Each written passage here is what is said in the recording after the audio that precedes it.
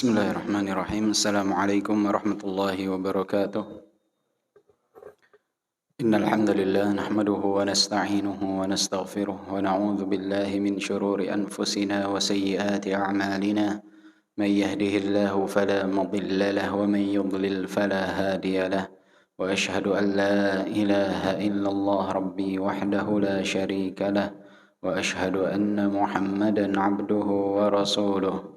يا أيها الذين آمنوا اتقوا الله حق تقاته ولا تموتن إلا وأنتم مسلمون يا أيها الناس اتقوا ربكم الذي خلقكم من نفس واحدة وخلق منها زوجها وبث منهما رجالا كثيرا ونساء واتقوا الله الذي تساءلون به والأرحام إن الله كان عليكم رقيبا يا أيها الذين آمنوا اتقوا الله وقولوا قولا سديدا يصلح لكم أعمالكم ويغفر لكم ذنوبكم ومن يطع الله ورسوله فقد فاز فوزا عظيما اعلموا فإن أصدق الحديث كتاب الله وخير الهدي هدي محمد صلى الله عليه وسلم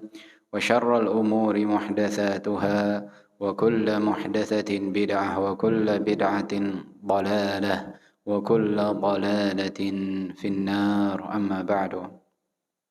Alhamdulillah wa syukurillah, bapak-bapak dan ibu-ibu yang dimuliakan oleh Allah Subhanahu wa taala. Di pagi yang penuh dengan kemuliaan ini Allah Subhanahu wa taala pertemukan kita. Allah Subhanahu wa taala kumpulkan kita di tempat yang diberkahi oleh Allah Subhanahu wa taala, di dalam rumah dari rumah-rumah Allah. Maka puji dan syukur kita panjatkan kehadirat Allah Subhanahu wa taala atas segala karunia yang Allah Subhanahu wa taala berikan kepada kita. Bapak-bapak dan ibu-ibu yang dimuliakan oleh Allah Subhanahu wa taala, di dalam kehidupan kita di dunia saat berinteraksi dengan manusia, pasti di sana ada kekurangan yang kita lakukan, begitupun ada kekurangan dan kekhilafan yang orang lain lakukan.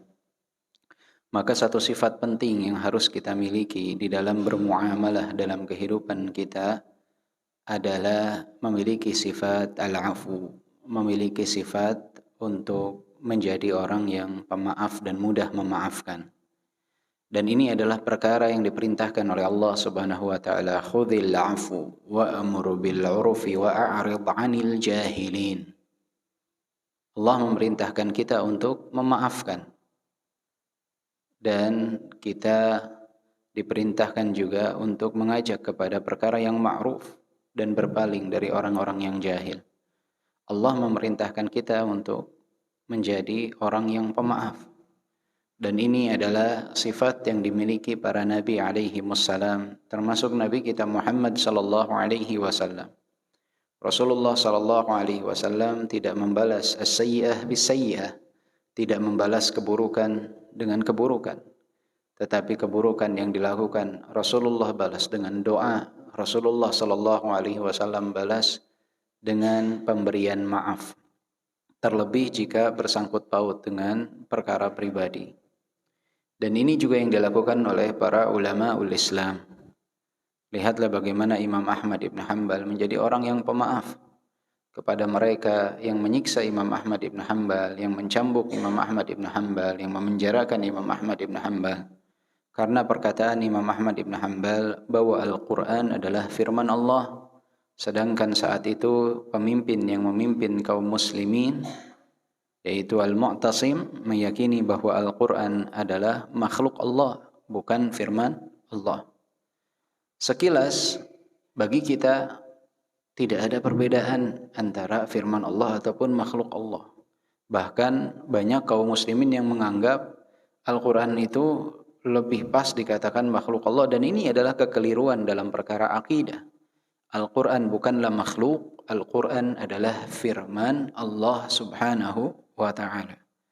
Keyakinan ini dipegang teguh oleh Imam Ahmad ibn Hanbal. Kenapa? Karena konsekuensinya sangat besar jika seseorang mengatakan Al-Quran adalah makhluk. Ya.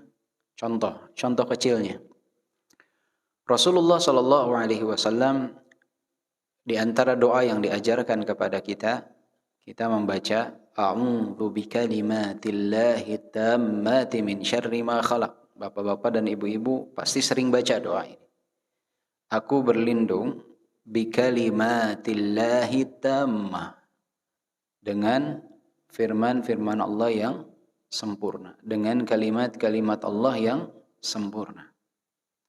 Jika dikatakan bahwa Al-Quran itu adalah makhluk, berarti Rasulullah memerintahkan kita dan mencontohkan kepada kita untuk meminta perlindungan kepada makhluk Allah, meminta perlindungan kepada selain Allah, dan ini adalah perbuatan kesyirikan.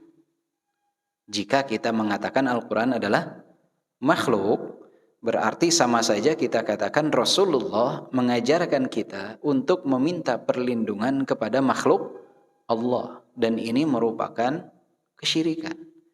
Apakah mungkin Rasulullah mengajak kita untuk melakukan kesyirikan? Jawabannya tidak. Rasulullah diutus untuk mentauhidkan Allah Subhanahu wa taala. Sehingga yang betul Al-Quran itu, firman Allah itu bukanlah makhluk Allah Subhanahu wa ta'ala. Sehingga ketika seseorang mengatakan A'udzu bikalimatillahi tammah, aku berlindung dengan kalimat-kalimat Allah yang sempurna, dengan firman-firman Allah yang sempurna, ini berarti kita meminta perlindungan dengan sifat-sifat Allah. Dan ini dibolehkan. Kita boleh meminta perlindungan kepada Allah atau menggunakan asma dan sifat Allah Subhanahu wa ta'ala, sebagaimana yang dicontohkan dalam hadis tersebut oleh Rasulullah sallallahu alaihi wasallam. Ini baru dalam satu hadis saja terlihat jelas perbedaan ketika kita katakan Al-Quran itu makhluk atau Al-Quran itu adalah firman Allah Subhanahu wa ta'ala. Maka Imam Ahmad memegang begitu kuat bahwa Al-Quran adalah firman Allah. Walaupun saat itu beliau dicambuk, beliau dipenjara, beliau ditahan, beliau tetap mengatakan Al-Quran adalah firman Allah, bukan makhluk. Tetapi Imam Ahmad bin Hanbal tidak memiliki dendam kepada mereka yang karena kejahilannya, karena ketidaktahuannya, karena kesalahpemahaman mereka mencambuk Imam Ahmad, memenjarakan Imam Ahmad. Imam Ahmad bin Hanbal memberikan ampunan untuk mereka, memaafkan mereka. Memaafkan mereka. Dan ini pun yang dilakukan oleh Syekhul Islam Ibn Taimiyah, yang mana beliau pun menjadi orang yang pemaaf, dan beliau mengatakan dalam kitab yang beliau tulis bahwa beliau telah memaafkan setiap orang-orang yang mencela, yang mencaci, yang menzalimi beliau.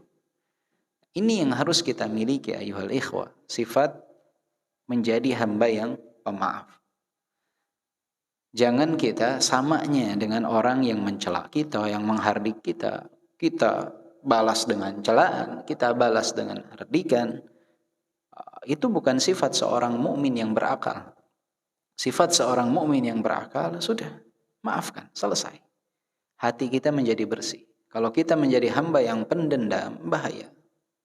Dan kita, bapak-bapak dan ibu-ibu sekalian, sifat kita mayoritas lingkungan kita itu seringnya menyimpan ketidaksenangan kepada orang itu, membekas menjadi dendam, tidak dikeluarkan. Nanti ketika si fulan ada masalah, keluar tuh semua. Memang fulan tuh 1, 2, 3, 4, 5. Tidak ada pernah kita memberikan nasihat, tidak pernah kita memberikan masukan. Ya. Kita banyak yang memiliki sifat memendam kesalahan orang, memendam apa yang menjadi penyimpangan orang lain, disimpan menjadi satu dendam. Ini bahaya, bikin penyakit buat hati kita. Juga suatu saat jika kita keluarkan itu semua akan menjadi ghibah yang akan membahayakan kita di dunia dan di akhirat kelak. Maka kita harus menjadi hamba yang pemaaf. Lihatlah Imam Syafi'i Disebutkan dalam Diwan Syafi'i, perkataan syair al-Imam Syafi'i, beliau mengatakan, qalu sakatta wa qad khusimta qultu lahum innal jawaba li babbi syarri miftahu fal 'afwu 'an jahilin aw ahmaqin adabun ni'amun wa fihi li sawnil irdi islahu innal usuda la tukhsha wa hiya samitah wal kalbu yurma wa yuhtha wa huwa nabbahu. Ini bait syair yang sangat luar biasa sekali maknanya. Kata beliau, qalu sakatta wa qad khusimta, mereka berkata, engkau wahai Syafi'i diam sedangkan mereka telah membuat perselisihan denganmu. Qultu lahum, kata Imam Syafi'i, aku katakan kepada mereka, innal jawaba li babi syarri miftahu, sesungguhnya membalas perselisihan mereka, membalas celaan mereka adalah kunci dari pintu segala keburukan. Jadi balasan atas celaan orang itu ibarat kunci dari pintu keburukan. Jadi kalau dibuka kunci tersebut, keburukan akan datang berhamburan. Fal'afu an jahilin aw ahmaqin adabun. Memaafkan orang yang jahil, memaafkan orang yang pandir, itu adalah bagian daripada adab yang tinggi. Ni'amun, suatu kenikmatan yang luar biasa. Wa fihi li sawnil irdi islahu, dan di dalamnya terdapat manfaat yang sangat luar biasa, kebaikan di dalam menjaga kehormatan.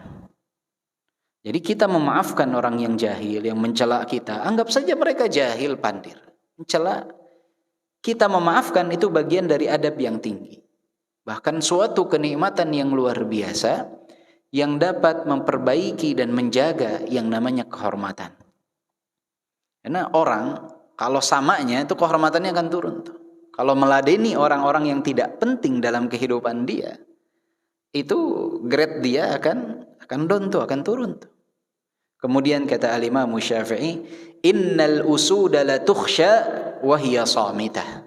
Sesungguhnya singa itu tetap akan menakutkan walaupun dia diam. Wal kalbu yuhtha wa yurma wa huwa nabbahu. Sedangkan seekor anjing itu akan tetap diganggu, akan tetap dilempari walaupun dia menggonggong di setiap waktu. Jadi diamnya seseorang bukan berarti dia lemah. Diamnya seseorang menandakan bahwa dia memiliki haibah, memiliki nilai yang begitu tinggi. Ibarat singa, diamnya saja menakutkan. Dan orang yang membalas celaan, membalas cacian, itu ibarat seekor anjing. Yang mana dia mau menggonggong sekeras apapun, orang tetap melempari dia dengan batu, tetap mengganggu dia. Maka tinggal kita memilih. Mau menjadi seperti seekor singa yang memiliki wibawa dalam kehidupan, tidak asal membalas celaan orang lain, tapi lebih meningkatkan nilai adab dengan memaafkan, atau menjadi seperti seekor anjing yang saling sahut-sahutan dalam gonggongan dan celaan. Tinggal kita yang memilih hal tersebut. Ini bait syair yang terdapat dalam Diwan Syafi'i sangat luar biasa sekali maknanya, sangat mendalam. Dan kita harus yatajahal 'anin nas. Harus, kalau bahasa kitanya masa bodoh, kalau orang Sunda bilang sabodo teuing ya. Bodoh amat ya. Jadi kalau ada orang yang mencela kita, udah maafin aja udah. Ya, enggak usah diambil hati. Dengan kita memberikan nilai yang tinggi kepada dia, adab, kita memberikan balasan yang baik, insya Allah dia suatu saat akan berubah. Maka sifat ini wajib dan harus untuk kita miliki, sifat mudah memaafkan orang lain. Ya, ini juga yang dianjurkan. Setiap malam sebelum kita tidur, kita ingat siapa kesalahan fulan. Udah maafin, selesai. Tutup buku yang kemarin, maju ke hari berikutnya. Ya, ingat firman Allah tadi, khudhil afu wa'mur bil urfi wa'arid 'anil jahilin. Diperintahkan kita untuk memiliki sifat pemaaf, mudah untuk memaafkan. Dan ini juga harus kita latih kepada anak-anak kita. Jadikanlah mereka orang-orang yang mudah untuk memberi maaf dan orang yang mudah untuk meminta maaf di saat mereka melakukan kesalahan. Karena banyak orang yang dia berat untuk meminta maaf saat berbuat kesalahan, dan ini terus berlanjut sampai dia dewasa. Karena sejak kecil tidak ada kebiasaan dalam dirinya yang dididik oleh orang tuanya untuk meminta maaf. Seakan-akan meminta maaf ini adalah satu kerendahan dan kehinaan. Padahal mudahnya seseorang meminta maaf itu adalah tanda kebesaran adab seorang hamba. Karena meminta maaf itu, bapak-bapak dan ibu-ibu sekalian, bukan perkara yang mudah. Ada gengsi yang harus dihancurkan dalam diri kita ketika kita meminta maaf. Dan itu menandakan nilai yang sangat luar biasa dalam adab seorang hamba. Maka kita latih diri kita, keluarga kita untuk menjadi orang-orang yang mudah memberi maaf dan mudah untuk meminta maaf. Wallahu a'lam bishawab. Bapak-bapak dan ibu-ibu yang dimuliakan oleh Allah Subhanahu wa taala, insyaallah kita akan melanjutkan pembahasan kita dari kitab Al-Mafahimus Shahihah lil Hijrati ila Allah wa Rasulih. Insyaallah kita sekarang masuk ke pembahasan Al-Hathu 'alal Hijrati ila Allah wa Rasulih. Bab ini berisi tentang keutamaan hijrah di jalan Allah dan juga hijrah kepada Rasulullah sallallahu alaihi wasallam. Hadis-hadis yang berisi motivasi dan juga ayat-ayat Al-Quran yang berisi motivasi tentang keutamaan hijrah kepada Allah dan Rasulnya. Innal hijrata ibadallah min millati Ibrahim sallallahu alaihi wasallam haitsu qala inni dhahibun ila rabbi sayahdin. Dan hijrah wahai hamba-hamba Allah merupakan bagian dari ajaran Nabi Ibrahim alaihi salam, yang mana beliau mengatakan dan Allah firmankan dalam surat As-Saffat ayat ke-99, inni dhahibun ila rabbi sayahdin. Sesungguhnya aku pergi menuju Rabbku yang akan memberikan petunjuk kepadaku. Ini adalah millahnya Nabi Ibrahim, jalannya Nabi Ibrahim, berhijrah kepada Allah subhanahu wa ta'ala, mencari keridhaan Allah subhanahu wa ta'ala, tidak berdiam diri di tempat yang penuh dengan kesyirikan dan kemungkaran, yang mana saat itu banyak orang-orang yang menyekutukan Allah subhanahu wa ta'ala. Wa qala Ibrahim li 'ashiratihi al-aqrabin inni muhajirun ila ardin ghairi ardikum yakhtaruha li rabbi sayahdini ila haitsu amarani bil hijrah wa hiya ardhus Syam. Dan Nabi Ibrahim alaihi salam berkata kepada orang-orang yang terdekat dengannya, inni muhajirun ila ardin ghairi ardikum. Sesungguhnya aku pergi berhijrah ke tempat yang mana tempat tersebut bukanlah tempat kalian. Yakhtaruha li rabbi, yang dipilihkan oleh Rabbku kepadaku. Sayahdini ila haitsu amarani bil hijrah. Allah akan memberikan petunjuk kepadaku sesuai dengan tempat yang mana Allah Subhanahu wa taala memerintahkanku untuk berhijrah. Wa hiya ardhus Syam, dan tempat tersebut adalah negeri Syam. Nabi Ibrahim diperintahkan untuk berhijrah ke negeri Syam, yang kalau saat ini negeri Syam itu mencakup kurang lebih 4 negara dan sebagian kecilnya masuk ke bagian negara lain. Ya, 4 bagian negara yang termasuk negeri Syam adalah Palestina, Urdun, Suria, dan juga apa satu lagi? Lubnan atau Lebanon. Ya, Lebanon, Suria, Palestina, dan Yordania. Ini yang disebut dengan negeri Syam. Ini yang disebut dengan negeri Syam. وذهب إبراهيم عليه السلام بعد بهاجر وبابنها إسماعيل إلى مكة. Kemudian Nabi sallallahu alaihi wasallam, yaitu Nabi Ibrahim alaihi salam kemudian juga berhijrah dengan Hajar, istri dari Nabi Ibrahim, dengan anaknya yaitu Ismail ke negeri Makkah. وهي في ذلك الوقت ليس فيها سكن ولا مسكن ولا ماء ولا زرع ولا غيره. Dan saat Nabi Ibrahim dengan Hajar dan juga dengan Ismail pergi ke kota Mekah, saat itu di kota Mekah tidak ada penduduk, tidak ada tempat tinggal, tidak ada air, tidak ada tanaman, dan tidak ada tanda-tanda tempat kehidupan seseorang. Kita kalau di Indonesia sering nyebutnya Siti Hajar ya.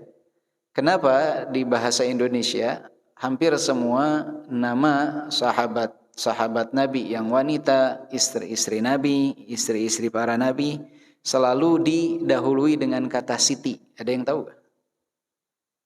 Antum pernah gak baca hadis? Qalat Siti Aisyah, berkata Siti Aisyah, pernah gak? Enggak kan? Tapi bahasa Indonesia pasti mengatakan Siti Aisyah. Ada yang tahu kenapa disebut kata Siti? Pernah bertanya kenapa ada kata Sitinya bahasa Indonesia? Siti itu singkatan dari kata Sayyidati. Sayyidati artinya tuan wanita. Tuan wanita. Orang yang dihormati dari golongan wanita. Orang Indonesia senang menyingkat kata. Ya, hampir semua kata disingkat. Semua nama presiden disingkat oleh kita. Semua nama menteri disingkat oleh kita. Semua orang namanya disingkat. Termasuk juga kata Sayyidati oleh orang Indonesia disingkat menjadi Siti.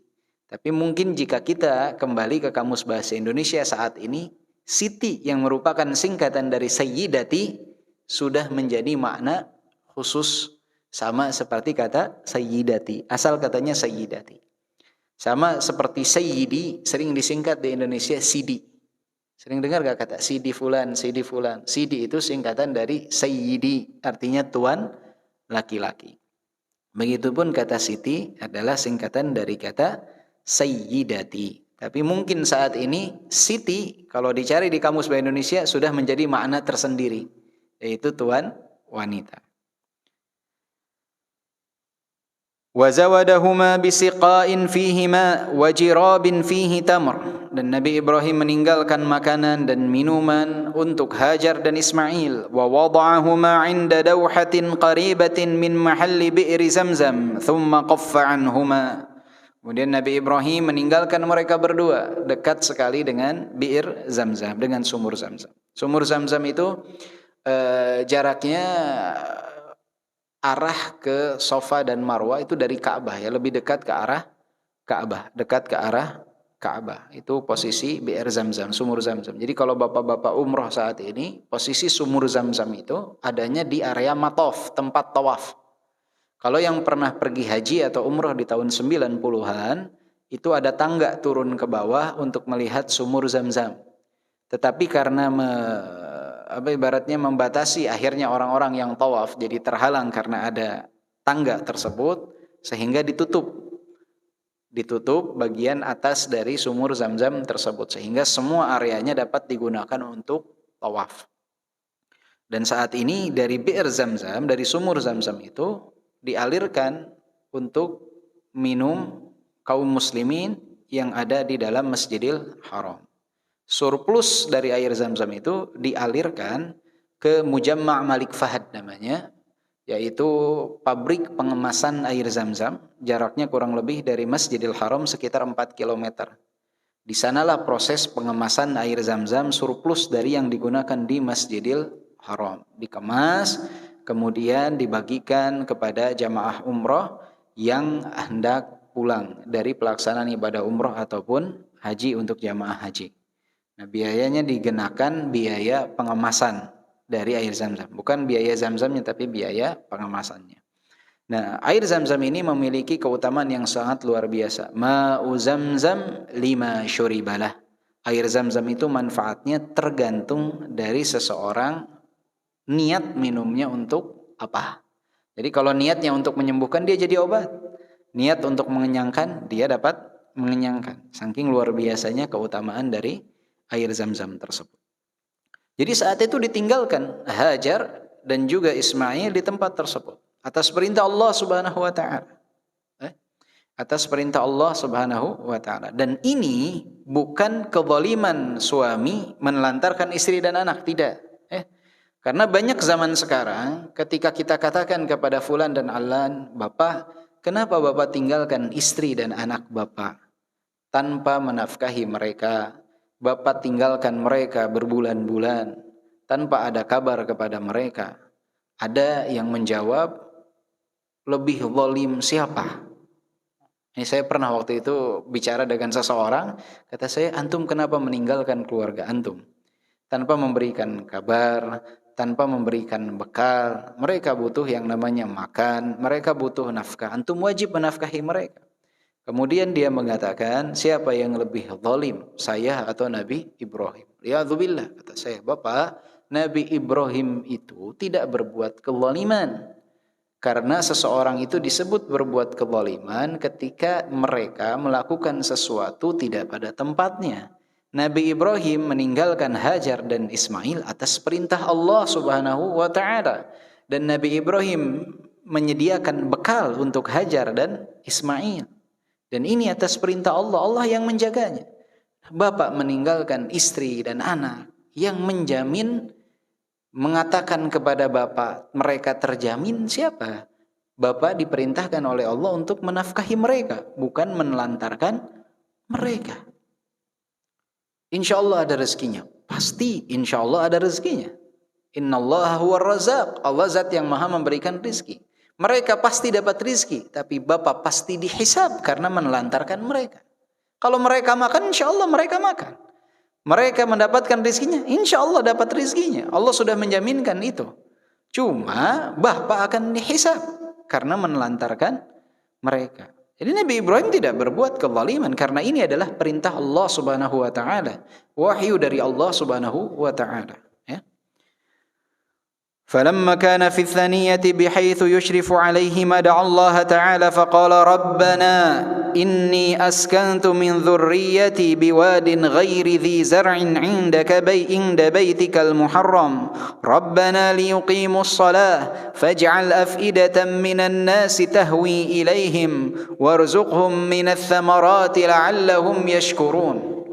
Dan disebutkan oleh Allah dalam surat Ibrahim ayat ke-37, bagaimana Nabi Ibrahim setelah meninggalkan mereka berdoa kepada Allah Subhanahu wa taala, memohon kepada Allah Subhanahu wa taala, ya Allah, aku telah meninggalkan mereka di lembah yang mana tidak ada tanaman di sana, di samping rumahmu.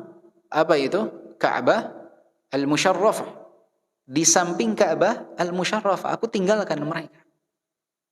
Aku tinggalkan mereka. Bapak-bapak mungkin dan ibu-ibu bertanya, loh, bukannya yang bangun Ka'bahnya Nabi Ibrahim sama Nabi Ismail? Kok dalam ayat ini ketika Nabi Ibrahim meninggalkan Nabi Ismail dan Hajar mengatakan, aku tinggalkan dia di samping rumahmu, samping Ka'bah? Bukannya kemudian nanti Nabi Ibrahim dan Nabi Ismail yang membangun Ka'bah? Nabi Ibrahim dan Nabi Ismail tidak membangun Ka'bah dari awal, tetapi meninggikan bangunan Ka'bah. Jadi sebelum ditinggikan oleh Nabi Ibrahim dan Nabi Ismail, Ka'bah sudah ada. Oleh sebab itu Nabi Ibrahim mengatakan, biwadin ghairi dhi zar'in 'inda baitikal muharram. Di samping rumahmu yang suci, yaitu Ka'bah al-Musyarrafah. Jadi sudah ada. Nabi Ibrahim itu meninggikan. Oleh sebab itu Allah ketika menceritakan tentang Nabi Ibrahim dan Nabi Ismail, Allah Subhanahu wa taala mengatakan, wa idh yarfa'u Ibrahimul qawa'ida minal baiti wa Ismail rabbana taqabbal minna innaka antas samiul alim. Wa idh yarfa'u Ibrahimul qawa'ida minal baiti wa Ismail. Ketika Nabi Ibrahim dan Nabi Ismail meninggikan pondasi bangunan Ka'bah. Tidak dikatakan membangun Ka'bah dari awal, tapi yarfa'ul qawa'id minal bait, meninggikan pondasi bangunan Ka'bah yang sudah ada. Itu yang dilakukan oleh Nabi Ibrahim dan Nabi Ismail. Selesai membangun rumah Allah, tempat yang paling mulia di muka bumi, yang membangunnya adalah Khalilullah, kekasih Allah, dan juga Nabi Ismail, atas wahyu dari Allah, perintah dari Allah. Nabi Ibrahim dan Nabi Ismail berdoa, Rabbana taqabbal minna innaka antas sami'ul alim. Ya Rabb, terimalah amalan kami, sesungguhnya Engkau zat yang maha mengetahui, zat yang maha mendengar. Makanya para ulama sering menangis ketika membaca ayat ini dan menafsirkan ayat ini. Khalilur Rahman yabni baitar Rahman bi amrir Rahman.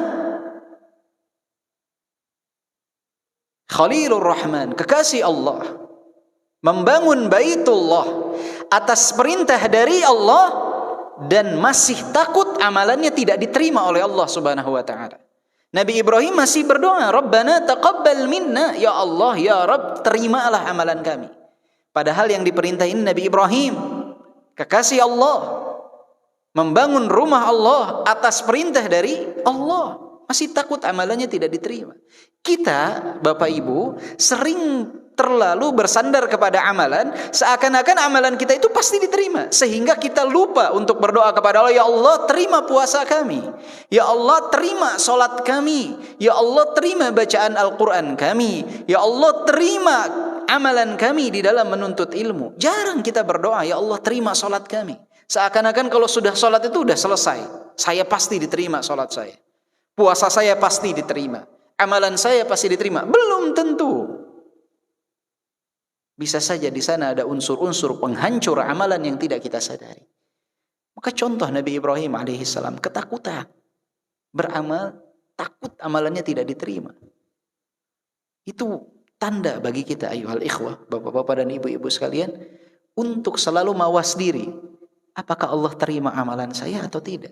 Jika Nabi Ibrahim dan Nabi Ismail saja masih takut amalannya tidak diterima, kenapa saya harus percaya diri amalan saya pasti diterima? Kenapa saya harus sombong dan angkuh seakan-akan amalan saya ini pasti diterima oleh Allah? Maka sering-seringlah berdoa kepada Allah agar amalan kita diterima oleh Allah Subhanahu wa taala. Rabbana taqabbal minna, ya Rabb, terimalah apa yang telah kami amalkan. Itu doa yang harus terus kita ucapkan agar Allah Subhanahu wa taala menerima amalan kita. Dan Nabi Ibrahim berdoa kepada Allah Subhanahu wa taala agar hati-hati manusia itu condong kepada mereka, dan berikanlah rezeki kepada mereka dari buah-buahan agar mereka menjadi hamba yang bersyukur. Ini permintaan Nabi Ibrahim kepada Allah Subhanahu wa taala agar mereka mendirikan salat. Salat di zaman dahulu sudah ada, tapi tata caranya berbeda dengan di zaman kita. Agar mereka mendirikan salat, beribadah kepada Allah Subhanahu wa taala, mendapatkan rizki dari segala jenis buah-buahan agar mereka bersyukur. Dan lihatlah Nabi Ibrahim, tanah Mekah itu tanah tanpa yang tandus, ya, tanah yang tidak ada apa-apa, tapi berdoa kepada Allah agar mereka mendapatkan rizki buah-buahan. Thiqah billah, yakin atas kuasa Allah, percaya atas Allah ala kulli syai'in qadir, maha mampu melakukan segala sesuatu. Ini pula yang kurang dari kita. Kita tuh sebelum berdoa sudah pesimis, segala sesuatu tuh nggak mungkin. Akhirnya nggak jadi berdoa. Padahal kita disebut oleh Allah, ud'uni astajib lakum, berdoa kepadaku, aku akan kabulkan. Doa. Lihat Nabi Ibrahim berdoa, ya Allah karuniakan rizki, buah-buah. Bapak kalau sekarang datang ke Mekah, buah apa yang nggak ada di Mekah? Padahal nggak ada tanaman buah di kota Mekah. Paling dekat di kota Taif. Tapi buah apa yang tidak ada di sana?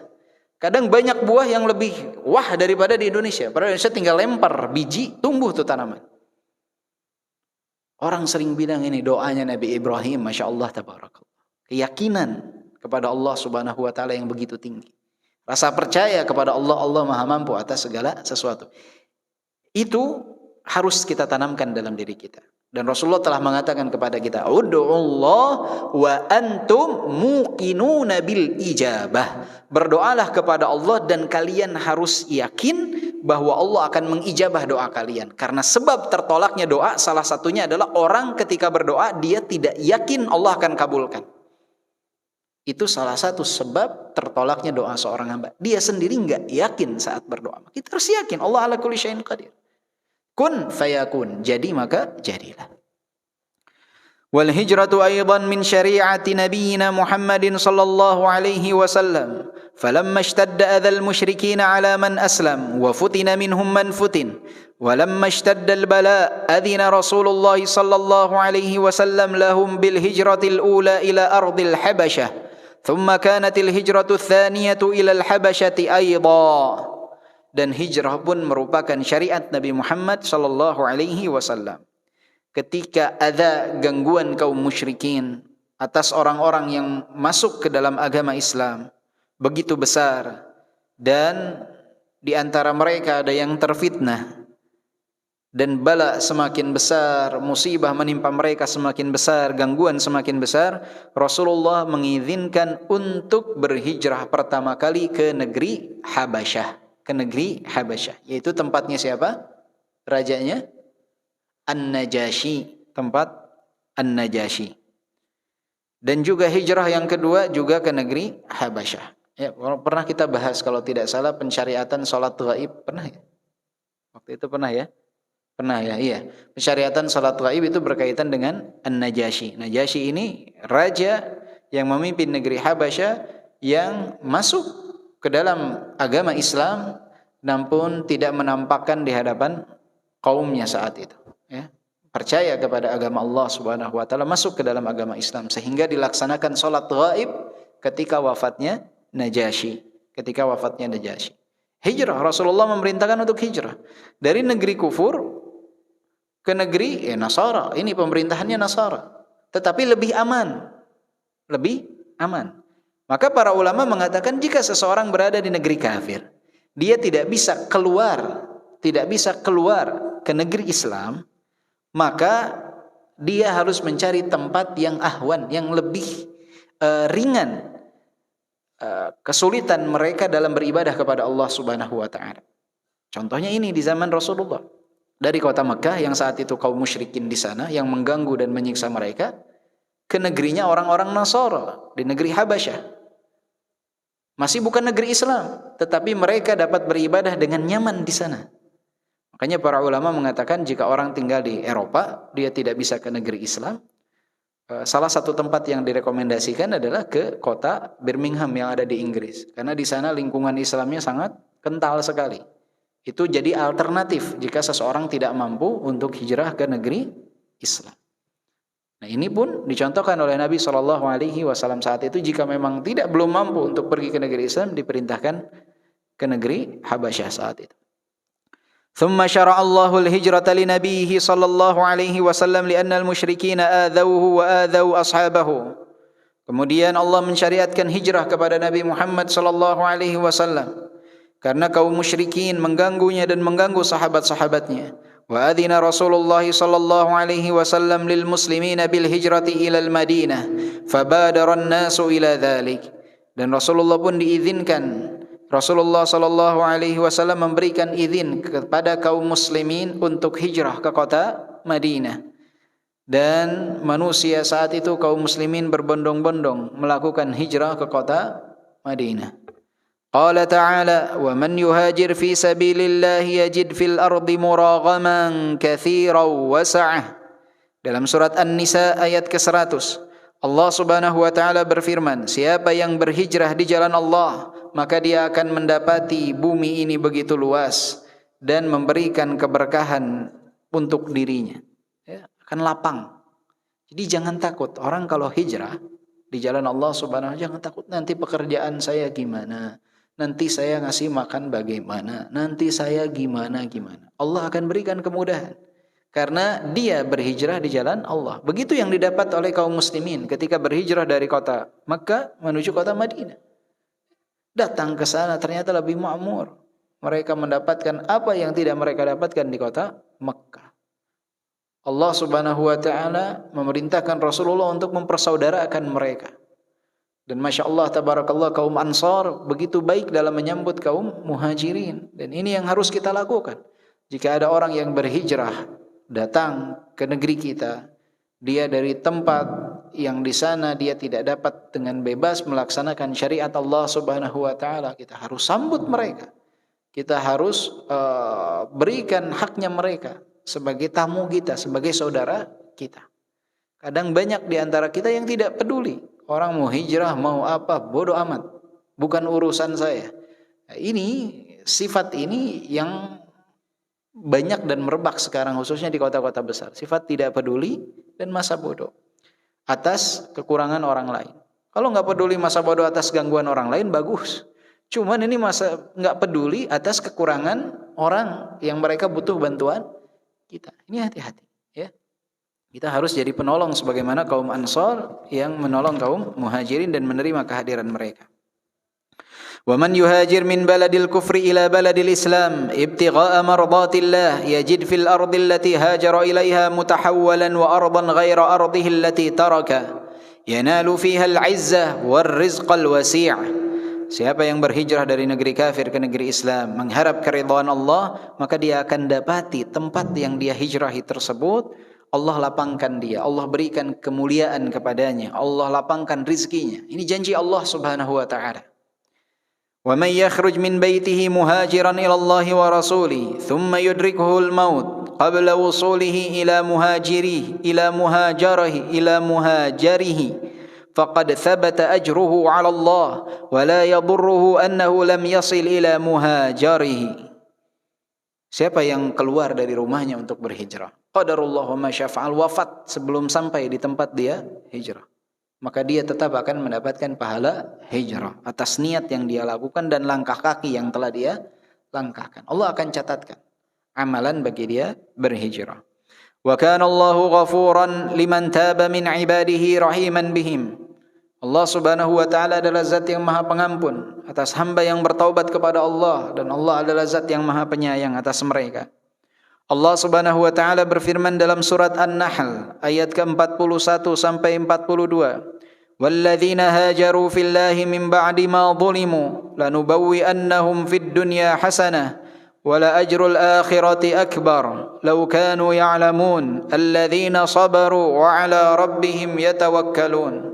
Walladzina hajaru fillah, siapa yang berhijrah, orang-orang yang berhijrah di jalan Allah Subhanahu wa taala, min ba'di ma zulimu, setelah mereka dizalimi, lanubawwi'annahum fid dunya hasanah wala ajrul akhirati akbar, mereka akan mendapatkan kebaikan di dunia dan mereka akan mendapatkan pahala yang lebih besar di akhirat. Law kanu ya'lamun, andai mereka mengetahui.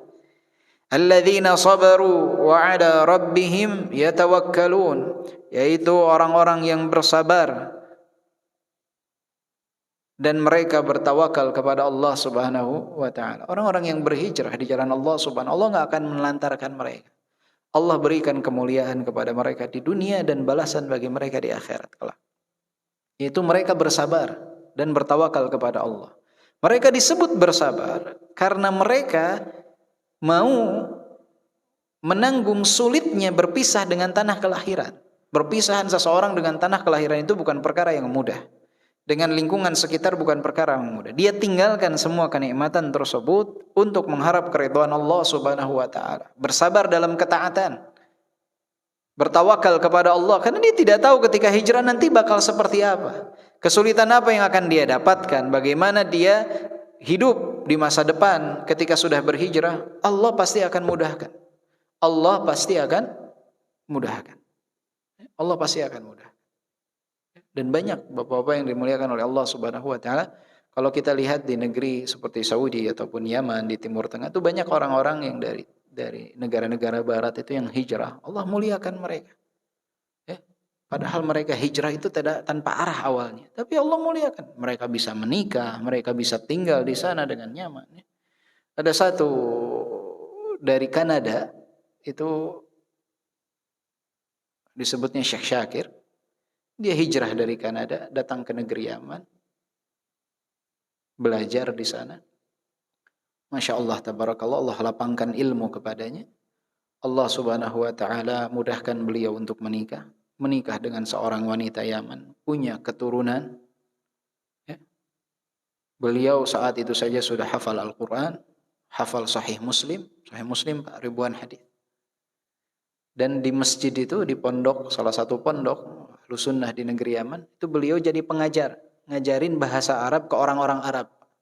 Jadi beliau membuka pelajaran nahwu, muridnya semua orang Arab, yang ngajarnya orang Kanada. Bayangkan, mengajar akidah, mengajar, Allah muliakan. Niatnya hijrah lillah, untuk Allah Subhanahu wa taala, nahsabuhu kadzalik. Itu yang nampak pada kita. Allah mudahkan dia. Mungkin masih ada sekarang di negeri Yaman. Masya Allah, tabarakallah. Jadi orang kalau hijrah di jalan Allah Subhanahu wa taala, enggak mungkin Allah buat dia jadi hina, jadi enggak mungkin.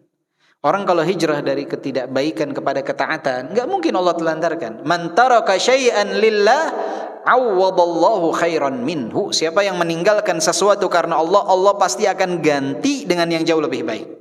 Jadi kalau orang kerja, misalkan di satu tempat pekerjaan, dia tidak bisa sholat, dia sulit wanita untuk berhijab, ya, tinggalkan. Allah pasti kasih jalan keluar. Yang ngasih rezeki Allah, atasan kita itu hanya sebab saja. Jadi jangan berpikir, saya kalau nanti keluar gimana? Bismillah. Allah pasti mudahkan. Cari sebabnya. Cari sebabnya, bismillah. Langkahkan kaki. Allah pasti ganti. Berapa banyak orang yang tadinya masuk dalam satu pekerjaan. Dia rencanakan, saya akan menikah dalam 3 tahun. Kemudian dia keluar karena Allah subhanahu wa ta'ala. Tidak sampai 1 tahun sudah menikah. Jadi target di tempat yang dulu itu lebih lama dari target di tempat yang baru. Karena berhijrah ke jalan Allah subhanahu wa ta'ala. Jadi jangan pernah takut untuk berhijrah. Meninggalkan sesuatu karena Allah, Allah pasti ganti dengan yang jauh lebih baik. Itu harus ada keyakinan dalam diri kita.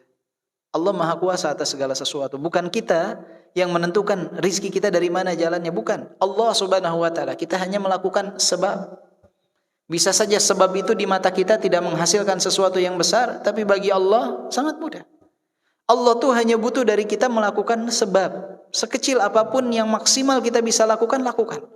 Yang menentukan semua Allah subhanahu wa ta'ala. Maka tawakal kita itu harus besar. Wa may yatawakkal 'ala Allah fahuwa hasbuh. Siapa yang bertawakal kepada Allah, Allah yang akan mencukupkan bagi dia. Kuncinya bertawakal. Tawakal ini bukan melakukan sesuatu tanpa sebab, bukan. Makanya Rasulullah ketika menyebutkan tawakal, apa kata Rasulullah? Lau annakum tawakkaltum 'ala Allahi haqqa tawakkuli la razaqakum kama yarzuqut tayr taghdu khimasa wa taruhu bitana. Jika kalian bertawakal kepada Allah dengan tawakal yang benar, dengan tawakal yang sungguh-sungguh, kalian akan diberikan rezeki sebagaimana burung yang pergi dalam keadaan lapar, kembali dalam keadaan kenyang. Rasulullah ketika memberikan contoh itu, burungnya nggak diam di tempat. Burung itu pergi dan kembali cari makan. Allah akan buat dia kenyang. Begitupun orang yang bertawakal kepada Allah subhanahu wa ta'ala. Bapak lihat dan pernah membaca kisah Nabi Musa alaihissalam. Ketika di belakangnya rombongan Fir'aun dan bala tentaranya, di depannya Laut Merah. Falamma tara al-jam'an qala ashabu Musa inna lamudrakun. Ketika sudah saling tatap nih pasukan Nabi Musa Bani Israel dengan pasukannya Firaun yang penuh dengan perlengkapan peperangan yang dahsyat, kata orang-orang Bani Israel, inna lamudrakun, kita pasti ketangkep, selesai sudah. Kata Nabi Musa, kalla inna ma'i rabbi sayahdin. Aku masih punya Rabb. Allah pasti berikan petunjuk kepadaku. Kemudian Allah memerintahkan Nabi Musa untuk melemparkan apa? Tongkat. Kemana? Ke laut.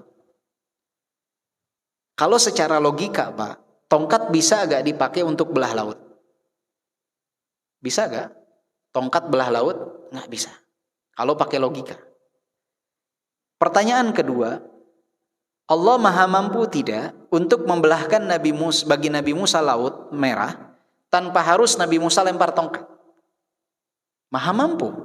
Kun fayakun. Nggak harus Nabi Musa lempar tongkat, Allah bisa belahin buat Nabi Musa apa? Laut Merah. Dan tongkat secara akal pun nggak mungkin buat membelah laut. Tapi Allah tetap memerintahkan Nabi Musa untuk melemparkan tongkat. Kenapa? Mengajarkan kepada kita bahwa tawakal yang benar itu tawakal yang disertai dengan sebab. Sekecil apapun itu semaksimal yang kita mampu. Allah nggak mau ngasih begitu saja. Allah ingin kita melakukan sebab, karena itulah tawakal yang syar'i. Maryam saat kondisi yang sangat lemah, Allah katakan apa? Wa huzzi ilaiki bijid'in nakhla tusaqit 'alaiki rutaban janiyya. Goyangkan, kata Allah, pangkal pohon kurma itu sehingga buah kurma akan berjatuhan. Bapak kalau nanti umroh atau haji, Pak, ada buah kurma yang lagi berbuah, Bapak goyang segoyang-goyangnya, Pak, apakah mungkin ada buah kurma yang jatuh? Nggak ada, susah. Nggak bisa tuh digoyang-goyang buah kurma jatuh. Allah maha mampu tidak untuk langsung memberikan bagi Maryam makanan tanpa harus Maryam menggoyangkan pangkal pohon kurma? Maha mampu. Apakah orang yang dalam kondisi lemah saat itu, ya? Kondisi lemah, fisik yang sangat lemah Maryam, Apakah mampu menggoyang pohon kurma tersebut? Manfaatnya besar tidak? Tidak begitu. Tapi Allah ingin Maryam melakukan sebab. Sekecil apapun itu, semaksimal yang dia mampu, Allah yang menjadikan. Itu kisah ataupun sirah dari para nabi, kisah dan sirah dari para sahabat, kisah dan sirah dari orang-orang soleh, itu pelajarannya sangat banyak. Allah tidak mengkisahkan dalam Al-Quran kecuali sebagai bentuk pembelajaran juga buat kita. Oh, ternyata ini tawakal yang syar'i itu harus dilakukan sebab. Harus kita melakukan sebab, itulah tawakal yang syar'i. Dan orang yang berhijrah di jalan Allah, dia bertawakal. Dengan dia pergi saja, melangkahkan kaki berhijrah, itu adalah bagian daripada sebab. Tapi bukan berarti nanti datang hijrah diam aja. Enggak, dia cari sebab. Cari bagaimana terbukanya pintu rezeki buat dia. Allah nanti yang akan memudahkan. Ya. Maka kalau ada orang bilang, saya mah tawakal sama Allah. Antum kenapa di rumah aja tawakal? Kalau udah saatnya dapat makan, dapat makan. Nah, kalau bertemu dengan orang-orang seperti ini yang keliru dalam pemahaman tentang tawakal, Bapak kalau bertemu orang seperti ini, kalau dia lapar jangan dikasih makan. Bapak bilang saja, kamu nggak usah masukin makanan ke mulut. Nanti kalau takdirnya kenyang pasti kenyang.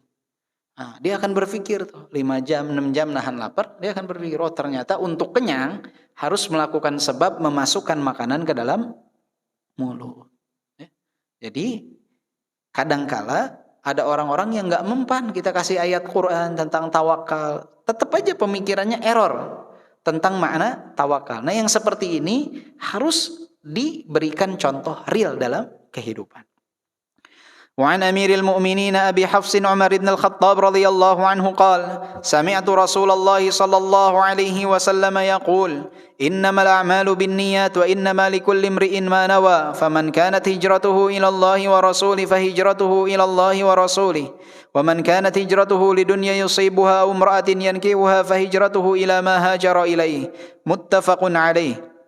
Dari Amirul Mukminin Abi Hafs Umar ibn al-Khattab radhiyallahu anhu, beliau berkata, aku mendengar Rasulullah sallallahu alaihi wasallam bersabda, innamal a'malu binniyat, sesungguhnya amalan itu bergantung kepada niat-niatnya, wa innamal likulli imri'in ma nawa, dan setiap orang akan mendapatkan ganjaran sesuai dengan apa yang dia niatkan. Faman kanat hijratuhu ila Allahi wa rasulih fa hijratuhu ila Allahi wa rasulih, siapa yang dia berhijrah kepada Allah Subhanahu wa taala dan rasulnya, maka hijrahnya itu kepada Allah dan rasulnya.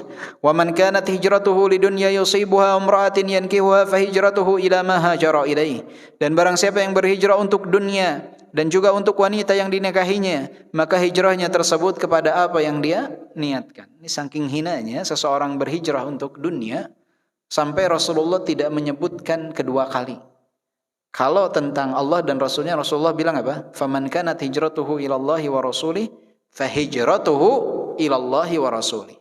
Tapi yang kedua, wa man kanat hijratuhu lidunya yusibuha aw imra'atin yankihuha, siapa yang berhijrah untuk dunia dan wanita yang dinikahinya, fahijratuhu ila ma hajara alaih. Enggak disebut lagi tuh. Saking hinanya posisi orang yang berhijrah tujuannya bukan karena Allah dan Rasulnya, tidak disebutkan kedua kali. قال بعض العلماء الأعمال بالنيات الأعمال صالحة أو فاسدة أو مقبولة أو مردودة أو مثاب عليها أو غير مثاب عليها بالنيات فيكون خبرا عن حكم شرعي وهو أن صلاح الأعمال وفسادها بحسب صلاح النيات وفسادها. Sebagian ulama mengatakan bahwa setiap amalan bergantung kepada niat-niatnya. Amalan tersebut baik amalan soleh ataupun amalan yang buruk, baik amalan yang diterima ataupun amalan yang tertolak, baik amalan yang diberikan ganjaran pahala ataupun amalan yang tidak mendapatkan ganjaran pahala, semuanya bergantung kepada niat. Dan ini merupakan kabar dari hukum syar'i bahwa baiknya amalan seseorang dan rusaknya amalan seseorang bergantung sekali kepada yang namanya niat. Niat itu sangat penting. Ya, tapi tidak hanya niat, harus juga mengikuti petunjuk Rasulullah sallallahu alaihi wasallam. Jadi enggak bisa seseorang melakukan kemaksiatan dikatakan antum jangan melakukan ini bentuk kemaksiatan. Yang penting niatnya. Enggak ada, ya. Enggak bisa seperti itu. Jadi niat itu salah satu syarat diterimanya amalan. Tapi ada juga yang kedua, al-mutaba'ah, mengikuti petunjuk Rasulullah sallallahu alaihi wasallam. Antum kenapa mencuri? Karena mencuri niatnya mau sedekah. Oh betul, berarti ini niatnya baik. Niatnya baik tapi caranya salah. Tetap amalannya tertolak walaupun niatnya baik, tetapi tidak mengikuti petunjuk Nabi dalam melaksanakannya. Wa qauluhu sallallahu alaihi wasallam ba'da dzalika wa innama likulli imri'in ma nawa ikhbarun annahu la yahsulu lahu min 'amalihi illa ma nawahu bihi fa in nawa khairan hasala lahu khair wa in nawa bihi syarran hasala lahu syarr. Dan perkataan Nabi, sesungguhnya setiap orang mendapatkan apa yang dia niatkan, dia dapat ganjaran sesuai dengan apa yang dia niatkan. Maka ini adalah mengabarkan tentang hasil yang akan diterima oleh seseorang bergantung kepada niatnya. Jika niatnya baik, hasilnya baik. Jika niatnya buruk, dia akan mendapatkan juga keburukan. فالعمل في نفسه صلاحه وفساده وإباحته بحسب النية الحاملة عليه المقتضية لوجوده وثواب العامل وإقابه وسلامته بحسب نيته التي بها صار العمل صالحا أو فاسدا أو مباحا. Maka amalan itu, kebaikannya, keburukannya, dibolehkannya, itu tergantung kepada niat yang mereka dalam melakukannya tersebut memiliki niat itu. Dan pahala yang diberikan kepada orang yang mengamalkannya atau hukuman yang diterima oleh seseorang yang mengamalkannya semua bergantung kepada niat. Jadi niat ini sangat mempengaruhi amalan itu apakah akan menjadi baik, buruk, ataupun dibolehkan. Ya. Jadi amalan yang dia lakukan bisa saja baik, tapi niatnya buruk jadi buruk. Ya. Contohnya dia sholat amalan baik bukan? Iya. Tapi dia sholat agar dilihat oleh orang lain. Jadinya apa? Ria, walaupun amalannya kebaikan. Jadi amalan baik belum tentu menjadi baik bagi seseorang, tergantung dengan niatnya. Makanya para ulama ketika memuji seseorang, ketika menyanjung seseorang, ketika menyebutkan tentang kebaikan seseorang selalu mengatakan apa? Nahsabuhu kadzalik wallahu hasibuhu. Itu perkiraan kita, perhitungan kita tentang dia. Karena yang nampak zahir, wallahu hasibuh, dan Allah yang maha tahu tentang apa yang ada pada dirinya. Kita nggak tahu masalah niat. Makanya kita ketika menyebutkan tentang keutamaan seseorang, itu yang kita nampak pada diri kita. Sholat dia, mengaji dia, ikut kajian dia, yang nampak. Tapi yang lebih tahu Allah. Karena amalan dia itu yang nampak pada kita baik bisa hancur, lebur, dikarenakan niatnya yang tidak baik dan kita tidak bisa lihat seseorang. Makanya kita ketika menyanjung seseorang, itu para ulama ketika memuji seseorang selalu mengatakan nahsabuhu kadzalik wallahu hasibuhu, atau kalimat yang semisal dengan itu. Itu perkiraan kami tentang dia. Tapi Allah yang lebih tahu tentang dia. Wala nuzakki 'alallahi ahada. Kita enggak mentazkiyah seseorang. Allah Subhanahu wa taala yang lebih tahu tentang kepribadian seseorang. Allah yang lebih tahu. Allah yang maha tahu tentang dia. Maka yang nampak saja zahir. Batin seseorang enggak ada yang tahu. Kita sekarang duduk di majelis ilmu ini, kita semua enggak ada yang tahu. Bapak-bapak tahu niat saya? Apakah saya tahu niat bapak-bapak? Enggak ada yang tahu. Bahkan suami istri datang ke kajian, niatnya beda-beda. Kata si ibu, ikut kajian kenapa? Biar beresnya bisa minta traktir ke bapak buat belanja. Kita nggak tahu, ada yang niatnya seperti itu mungkin, ya. Atau anak-anak berangkat pengajian kenapa, nanti biar kasih dapat hadiah sama bapak, hadiah, ya. Berangkat, anaknya udah balik misalkan 15 tahun tapi ikut, tujuannya bukan ikut kajian tapi pengen dapat hadiah setelah nanti beres kajian. Ada yang tahu? Nggak ada yang tahu niat seseorang, ya. Maka seseorang akan mendapatkan pahala tergantung dari niatnya. Bahkan kita sholat berjamaah, satu shaf, satu imam, pahalanya yatafawut, beda-beda, tergantung daripada niatnya, tergantung daripada kekhusyuannya di dalam sholat. Mungkin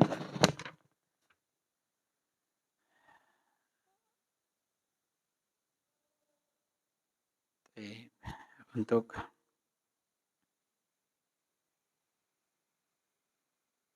saya ada sedikit lagi ya, tanggung nih biar pembahasannya selesai.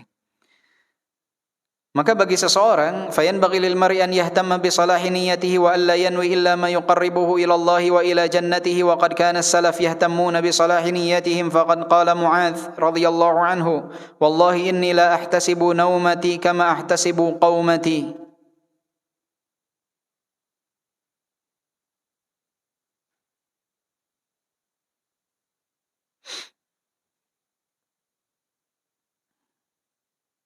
Masyaallah. Maka penting bagi seorang hamba itu untuk peduli tentang niat dia. Dan tidak dia melakukan suatu amalan kecuali niatnya untuk mendekatkan diri dia kepada Allah Subhanahu wa taala. Dan itu yang dilakukan oleh para salafus saleh. Mereka orang-orang terdahulu dari sahabat, tabi'in, atba'ut tabi'in itu selalu mempedulikan tentang perkara niat. Kan sesuatu yang paling sulit kata mereka untuk diluruskan itu apa? Niat. Paling sulit. Paling sulit diluruskan adalah niat. Wa qaulun Nabi sallallahu alaihi wasallam faman kanat hijratuhu ila Allah wa rasulih fa hijratuhu ila Allah wa rasulih wa man kanat hijratuhu ila dunya yusibuha umratin yankihuha fa hijratuhu ila ma hajara ilaih. Lamma dzakara sallallahu alaihi wasallam anna al-a'mala bihasbi an-niyyat wa anna hadda al-'amil min 'amalihi niyyatuhu min khairin aw syarr. Dzakara ba'da dzalika mithalan min amthilati al-a'mal التي صورتها واحدة ويختلف صلاحها وفسادها باختلاف النيات فالهجرة عمل واحد لكن اختلف حكمها باختلاف نية من قام بها. Nabi SAW ketika menyebutkan siapa yang berhijrah untuk Allah dan Rasulnya maka hijrahnya untuk Allah dan Rasulnya, kepada Allah dan Rasulnya. Siapa yang hijrahnya untuk dunia atau wanita yang ingin dinikahi maka hijrahnya itu kepada apa yang menjadi tujuannya. Syekh di sini menyebutkan bahwa Rasulullah kemudian memberikan contoh ini bahwa amalannya satu, apa itu hijrah? Amalannya satu, hijrah. Tapi niatnya berbeda, maka ganjarannya pun berbeda. Yang satu hijrah itu untuk Allah dan Rasulnya, kepada Allah dan Rasulnya. Yang satu untuk dunia dan wanita yang akan dinikahi. Maka pahalanya berbeda. Padahal amalannya satu, yaitu hijrah. Secara zahir orang taunya fulan hijrah. Tapi apa yang ada dalam batin Allah Maha tahu dan dia akan dihitung tergantung daripada niatnya. Wa aslul hijrati hijranu baladi syirki wal intiqalu minhu ila daril Islam kama kana al muhajiruna qabla fathi Makkah yuhajiruna minha ila madinatin Nabi sallallahu alaihi wasallam qad hajara man hajara minhum bal qabla dhalika ila ardil habasha ila an-najashi. فأخبر النبي صلى الله عليه وسلم أن هذه الهجرة تختلف باختلاف النية واختلاف المقاصد بها فمن هاجر إلى دار الإسلام حبا لله ورسوله ورغبة في تعلم دين الإسلام وإظهار دينه حيث كان يعجز عنه في دار الشرك فهذا هو المهاجر إلى الله ورسوله حقا وكفاه شرفا وفخرا أنه حصل له ما نواه من هجرته إلى الله ورسوله. Maka asal dari hijrah itu dari tempat syirik, dari negeri syirik ke negeri Islam. Dan ini yang dilakukan oleh kaum muhajirin dari negeri syirik, yaitu negeri Mekah saat itu, dalam kesyirikan ke kota Madinah. Ya. Begitupun hal tersebut dilakukan, pahalanya yang didapat oleh mereka tergantung dari niat, apa yang mereka niatkan. Maka siapa yang hijrah untuk sebagai bentuk rasa cinta kepada Allah dan Rasulnya, keinginan untuk mempelajari agama Allah, untuk menampakkan syiar-syiar Islam, untuk dapat beribadah kepada Allah Subhanahu wa taala yang tidak bisa dia lakukan di negeri syirik, di negeri yang penuh dengan kesyirikan, maka itulah orang yang berhijrah kepada Allah dan Rasulnya secara hak.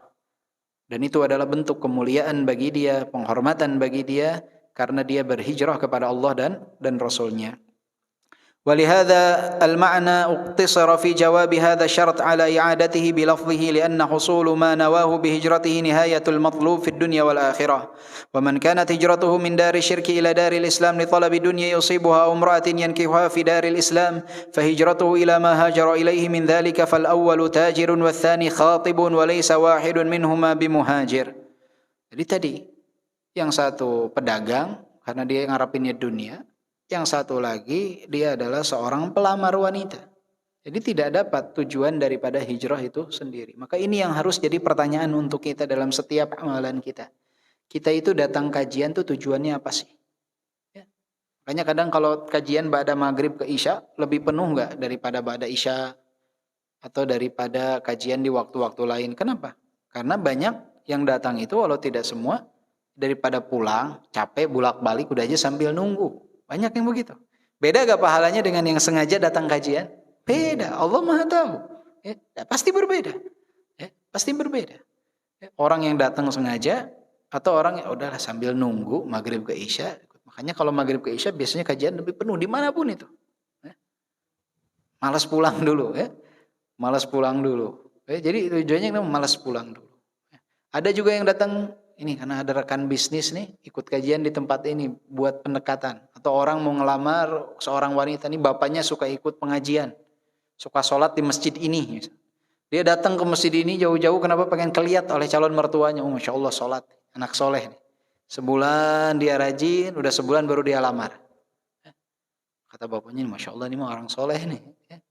Padahal dia sering sholat di masjid tersebut tujuannya ingin dilihat oleh calon mertuanya. Semua tergantung niat. Kita nggak tahu datang ke satu tempat niatnya beda-beda. Kita hanya bisa lihat secara zahir. Wa fi qawlihi sallallahu alaihi wasallam ila ma hajara ilai tahqirun lima talabahu min amri dunya wa istihanatu bihi haitsu lam yadhkurhu bi lafdhihi wa aidan fal hijratu ila Allah wa rasulihi wahidatun fala ta'adduda fiha falidzalika adal jawab fiha bi lafdhi syarat.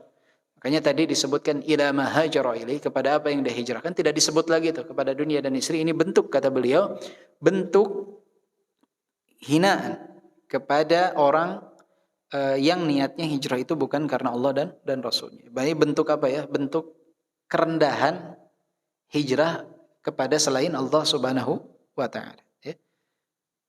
Saking tidak layak untuk disebut, nggak disebut lagi oleh Nabi Shallallahu Alaihi Wasallam. Karena terlalu murah jika hijrah perjalanan yang begitu berat dijual hanya untuk mendapatkan dunia atau mendapatkan wanita. Seseorang itu berhijrah untuk Allah dan Rasulnya. Dan terakhir di sini wal hijratu li umuri dunya la tanhasiru faqad yuhajirul insan li talabi dunya mubahatin taratan wa muharramatin ukhra wa afradu ma yuqsadu bil hijrati min umuri dunya la tanhasiru falidzalika qala fa hijratuhu ila ma hajara ilayhi kainan man kan. Jadi hijrahnya seseorang untuk mencari kehidupan dunia itu tidak selamanya terlarang. Ini poin penting juga. Jadi orang hijrah untuk mencari penghidupan dunia itu tidak selamanya terlarang. Contohnya kadang ada seseorang dia tinggal misalkan di kota Bogor. Kemudian dia pergi melakukan perjalanan jauh keluar kota, keluar pulau untuk mencari nafkah bagi keluarganya. Itu kan untuk mendapatkan dunia. Akan tetapi tujuannya adalah untuk mencari nafkah bagi keluarganya. Maka ini dibolehkan, ya, bukan terlarang. Itu sesuatu yang dibolehkan. Jadi perjalanan seseorang dari satu tempat ke tempat lain itu tidak selamanya untuk mencari dunia itu tidak selamanya terlarang. Kadangkala dia harus mencari nafkah untuk keluarganya, itu dibolehkan. Ya. Itu dibolehkan. Tetapi hijrah secara bahasa ini bukan hijrah secara makna dari negeri kafir ke negeri Islam. Kalau orang hijrah dari negeri kafir ke negeri Islam, negeri yang penuh dengan kesyirikan ke negeri yang penuh dengan tauhid, maka dia hijrahnya itu harus untuk Allah dan Rasulnya. Jangan mengharapkan kenikmatan dunia. Insya Allah kenikmatan dunia akan didapatkan sebagai hasil dari apa yang dia perjuangkan, hijrah dia, niat yang ikhlas dia, Allah pasti tidak akan melalaikannya. Allah pasti tidak akan melalaikan. Tapi perjalanan dari satu tempat keluar kota dia pindah, hijrah secara bahasa, itu tidak selamanya dilarang kalau dia untuk dunia. Jadi jangan sampai antum beres dari sini, Pak mau kemana? Saya mau pindah Pak, kemana? Saya mau pindah ke Jogja. Kenapa? Di sana kayaknya peluang usaha lebih besar. Antum sungguh hina sekali antum. Kenapa? Hijrah kok untuk dunia nggak boleh. Itu terlarang. Bukan. Ini makna hijrah secara bahasa. Masih sama-sama di negeri kaum muslimin. Ya. Dia hijrah untuk mencari peluang, mencari nafkah yang lebih baik bagi keluarga. Ini dibolehkan, tidak terlarang. Wallahu a'lam bishawab. Insyaallah kita lanjutkan pada pertemuan berikutnya tentang jenis-jenis hijrah di jalan Allah Subhanahu wa taala. Kita tutup dengan doa kafaratul majlis. Subhanakallahumma wa bihamdika asyhadu an la ilaha illa anta astaghfiruka wa atubu ilaik. Walhamdulillahirabbil alamin. Assalamualaikum warahmatullahi wabarakatuh.